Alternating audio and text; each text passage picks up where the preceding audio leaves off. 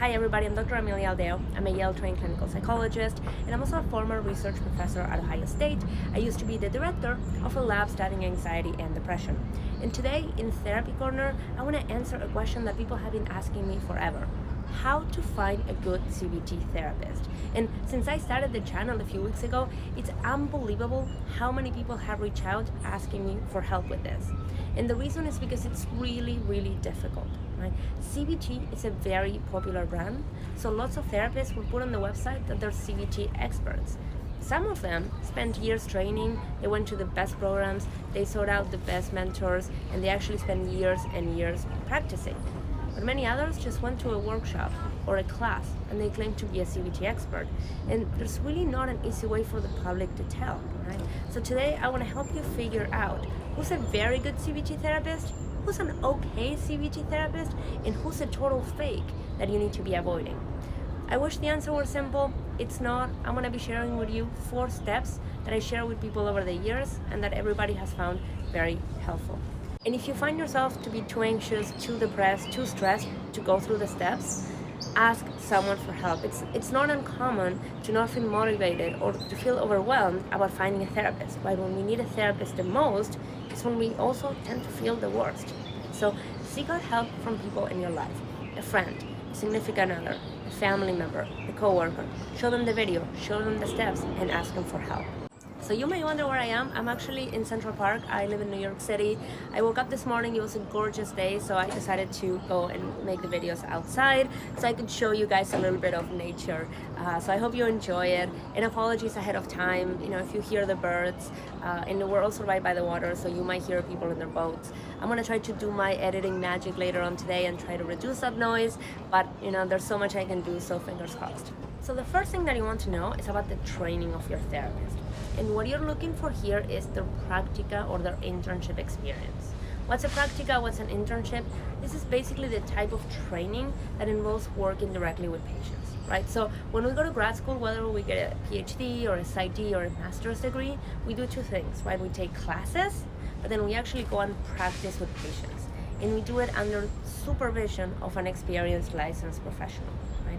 So you want people who not only went to a program where they took CBT classes, but also where they did extensive amount of practica or internships in CBT.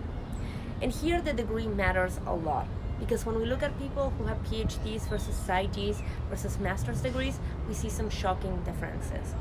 Only 30% of PsyD and master's programs tend to offer practica or internships in CBT. So most of the students who go through those programs, they might take classes in CBT, they might claim to know some CBT, but in reality, they didn't get a lot of experience delivering it. So if you know nothing else about your therapist, the type of degree they have will give you an indication of how much experience with CBT they're likely to have. But this is not a perfect science. So what do you need to do? You need to ask them. Ask them about their practica and their internship experience. What type of CBT did they do? With what type of populations? What kind of supervision did they get? Here you basically want people who at least had 2 years of experience delivering CBT, ideally in a number of populations, ideally in a number of contexts, but also probably with the type of population who has the problem that you have, right? So if you're coming in for anxiety and somebody tells you that they did CBT with substance abuse, that might be a bit of a stretch. And it's also possible that somebody got CBT training after school, as a postdoc or maybe as a working professional.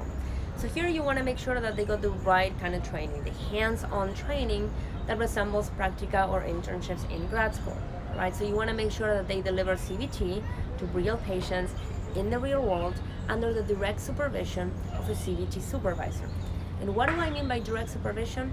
I mean that the therapist will be delivering care to the patient and will be telling the supervisor all about it and asking questions and seeking guidance.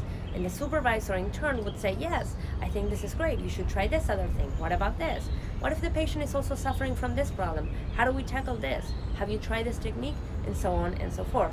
You want to learn about their everyday activities, right? Specifically, how often are they actually using CBT with their patients? And you can get this information from the website. Many therapists will say they only do CBT, so that's pretty straightforward. Other therapists will say that they do CBT and a number of other things.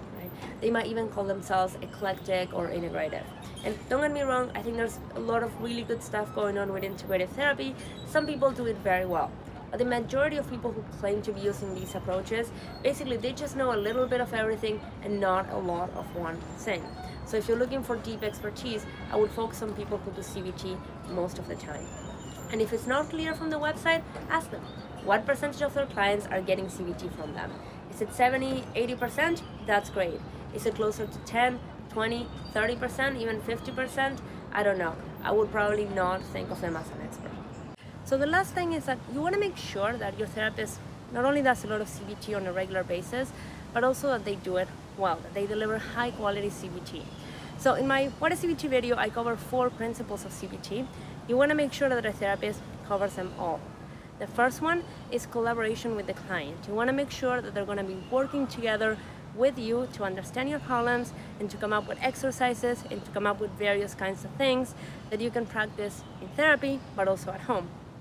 2, you want to make sure that they do cognitive flexibility exercises, that they help you think about situations differently. 3, especially if you're getting treatment for anxiety disorders, you want to make sure that the therapist practices exposure exercises with their patients. So exposure is a type of exercise in which clients or patients face situations that make them anxious as a way of working through that anxiety.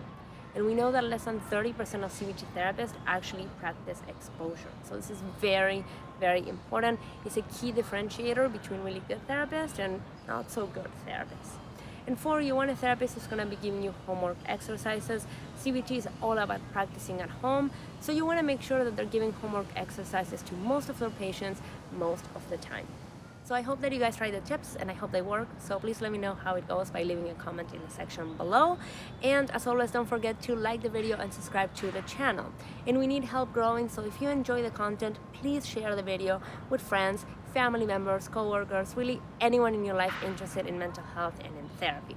And you can do so in a number of ways. You can share the link to the video, or you can share my posts on social media. I'm on Instagram and I'm on Twitter.